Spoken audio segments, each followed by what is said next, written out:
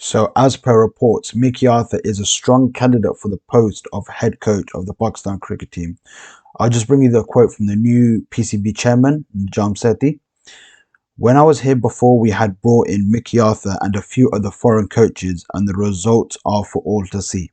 We were number one in tests and also won the Champions Trophy. End of quote. So that's from the PCB new chairman. And we all know Mickey Arthur previously. He coached the Pakistan cricket team from May 2016 and August 2019 when his contract was not renewed. The biggest achievement the most notable achievement he had was in 2017. After about a year of coaching, we won the Champions Trophy tournament in England. Also, while he was a coach over the 3-year period, we were number one in T20 cricket for a long period of time under Safraz. Safraz was the captain. Also, we were number one in Test. That's when Misbah was captain, and obviously Misbah does, a big part of that number one status was Misbah the captain. Not saying that Mickey Arthur doesn't take credit, doesn't require credit, but Misbah was a big part of that as well under Misbah. So what the things, there's a few of his achievements, and there's the situation Pakistan are in now. The main sort of issue, the recent test. If you look, we had the T20 World Cup. We got to the final, semi-finals previously, but the main sort of the main dilemma that we're looking for, the number one is, if you look format wise, is Test cricket. We've had some very poor results. We lost to England just recently, 3-0. Captain under scrutiny, the coach, first class cricket, everyone's complaining. There's so much going on, and people need to remember that if he comes in, let's say after the New Zealand series, it's not going to be, nothing is going to magically going to change. It's not like he's going to become coach and we're going to start winning all of a sudden, all our test matches and beating everyone, and it doesn't work like that. So, I think coaching is seen, it's depending on the coach. I think too much importance is given to the coach in terms of how quickly results will change. It takes time for a coach to implement ideas, but Pakistan, he's been the Pakistan coach before. He knows most of these players. He knows Babar Azam. Babar Azam, he was not captain when Mickey Arthur was the coach. It was Safraz. It was Safraz, I believe, and Mickey Arthur for the whole for the 3 years. It was Safraz who was the coach, and Misbah, of course. But Babar Azam was the captains. Babar was never the captain, so that'd be something new. I think they had a really good relationship. Mickey Arthur backed Babar Azam very heavily early on in Test cricket, because if you remember, he was playing the short white ball cricket, and Babar was playing very well, and he got put into the Test side, and he didn't have a very good run starting off. Just reading some quick stats here. In his first year of Test cricket, he played 5 games. His average was 32. And then his second year of 2016, he might have not played, from the first Test, but in his first full year in Test cricket in 2017, his average was 16. And I remember at the time there were a lot of social media, pundits, obviously just people commenting saying, why is he playing? He should be dropped. Only after altogether 11 games, but in that 1 year, 66 games in that 1 year, people asking him to be dropped. With an average of 16, people saying him to be dropped, and now he's our best batsman, one of the best batsmen in the world. This year, he's averaged 67 in Tests, so he's got eye for talent, and he backs them and supports them. Is a big one of the big things. Successes he while he was the coach, he did, and he will, assume he will continue to do that. Also, one of the other things, he kept out certain players. Now, if you remember, he fought hard and was a big sort of advocate of not having certain players in the team, and two of those was Ahmed Shahzad and Umar Akmal. Those were two of the players. He didn't think they had the right attitude. They weren't performing, and the attitude wasn't correct.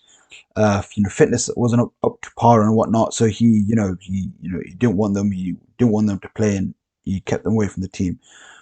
I'm not gonna start video bashing certain players at the moment, or I won't.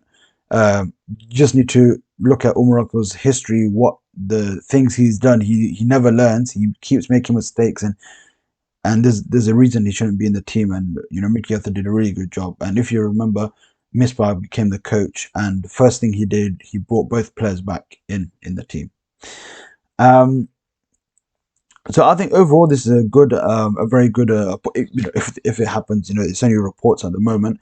It stated in one of the articles that Mickey Arthur is still thinking about it. He's currently the coach of Derbyshire County Cricket Club in England, so he's still under contract. He signed a contract till 2025, but if he wants, I guess he'll release and leave and say he'll coach Pakistan. But we'll see. And one of the other things I wanted to say that he backs his players, such as I mentioned Babar Azam as a young player. One of the players is who's being I'll just give one example at the moment, Mohammad Rizwan. There's sort of a lot of backlash on his name at the moment, saying he should be dropped. He's out of form in Test cricket. He's out of form, and this his last I've seen on social media, so that his last 12 innings in Test. So I'm assuming that's the last 6 Test matches altogether. But his last 12 innings in Test match cricket, his average is 21, which doesn't sound, obviously is not up to par, right? But do you think it's the correct thing to do to drop someone after not performing in 12 games, 12 innings? This is especially in Test cricket, not let alone the other form. In Test cricket, when it's such a high level, he's consistently performed over the last 3-4 years. If you look, I've got some. So this thing, obviously, the last 12 scores have been an average of 21. In 2022, he had an average of 30. That was in 2022. In 2021, he had an average of 45. In 2020, he had an average of 43. And in 2019, he had an average of 40. So he's been consistent over there. That's 19, 20, 21. So, and 2022 an average of, that's 3-4 years he's been consistently playing. And then because of 12 bad innings, they want to drop him. It's horrendous. And there's something about Mickey Arthur, he backed the correct players, such as, for example, Babar Azam. He left out, he thought, I remember he thought certain players weren't suitable for the team, maybe weren't fit enough, weren't performing. I remember he does a quote, he said, Wahab Riyadh hasn't won us a game in 2 years. For example, he wasn't performing. He made that statement. He's not scared to, say what he feels and, state the problems. This is an issue. He stated that, Wahab Riyadh has not won us a game in 2 years and he was sidelined. Same with Muhammad Irfan, he was sidelined. So was Haris Sohail over fitness, due to fitness. So these are a few of the things that I think good points. But just remember, it's not going to be a magical change overnight like that. It's going to take time. But overall, I think if we take the premise that in Pakistan we don't have the correct, we don't have the coach with the correct enough experience to coach Pakistan.